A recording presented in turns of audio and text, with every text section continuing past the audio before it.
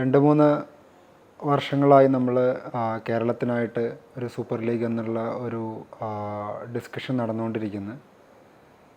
കേരളത്തിൽ നിന്നുള്ളൊരു കോച്ച് എന്നുള്ള നിലയിൽ തന്നെ കേരളത്തിൽ വരുന്ന ഒരു എലീറ്റ് ലീഗിൻ്റെ ഭാഗമാകാൻ വേണ്ടിയിട്ട് എല്ലാവരും ആഗ്രഹിക്കുന്നുണ്ടായിരുന്നു. കഴിഞ്ഞ 8 വർഷത്തോളമായിട്ട് ഞാൻ ബാംഗ്ലൂരിലും അതുപോലെ ഹൈദരാബാദുമാണ് വർക്ക് ചെയ്തിട്ടുണ്ടായിരുന്നത്.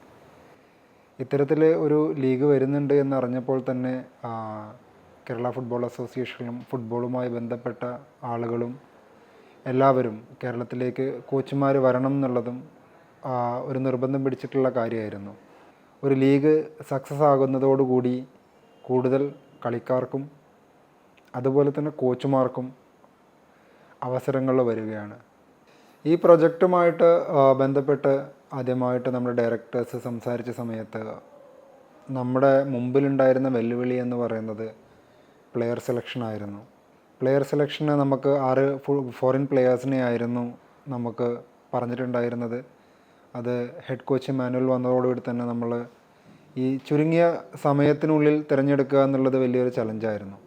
അപ്പോൾ നമ്മൾ ചെയ്തിട്ടുണ്ടായിരുന്നത് ഹെഡ് കോച്ചിനോട് സ്പെയിനിലുള്ള കളിക്കാരെ തിരഞ്ഞെടുക്കാൻ, അദ്ദേഹത്തിന് കംഫർട്ടബിൾ ആയിട്ടുള്ള കളിക്കാരെ തിരഞ്ഞെടുക്കാൻ പറയുകയും സ്പോർട്ടിംഗ് ഡയറക്ടറും ഞാനും രാത്രിയോളം ഇരുന്നിട്ടാണ് ഇത്തരത്തിലുള്ള കളിക്കാരുടെ പ്രൊഫൈല് കണ്ടെത്തുകയും അവരുടെ പെർഫോമൻസ് അനലൈസ് ചെയ്യുകയും നമ്മൾ സൈൻ ചെയ്യുകയും ചെയ്തിട്ടുണ്ടായിട്ടുള്ളത്.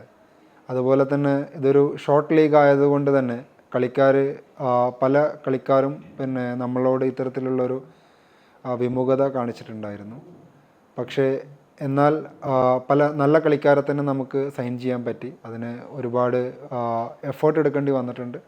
കേരളത്തിലുള്ള കൂടുതൽ കളിക്കാർക്ക് അവസരം കൊടുക്കുക എന്നുള്ള ഒരു കണ്ടീഷൻ ഉള്ളത് കൊണ്ട് തന്നെ മിനിമം നമുക്ക് 4ഓളം കളിക്കാർ പ്ലേയിങ് ലെവലിൽ ഉണ്ടായിരിക്കണം, കേരള കളിക്കാർ. അതുപോലെ തന്നെ 2 ഡെവലപ്മെൻറ്റ് പ്ലെയേഴ്സ്. അപ്പോൾ എല്ലാ കാറ്റഗറിയിലുള്ള കളിക്കാരെ കണ്ടെത്തുക എന്നതും നമുക്ക് ഒരു ചലഞ്ചായിരുന്നു. എന്നാൽ ആ ചലഞ്ചെല്ലാം ഓവർകം ചെയ്യാൻ നമുക്ക് സാധിച്ചിട്ടുണ്ട്. 1 മാസത്തോളമായിട്ട് നമ്മൾ പരിയാരം മെഡിക്കൽ കോളേജ് ഗ്രൗണ്ടിൽ ട്രെയിനിങ് സ്റ്റാർട്ട് ചെയ്തു. ഇപ്പോൾ എല്ലാ സ്ക്വാഡും എത്തിയിട്ടുണ്ട്.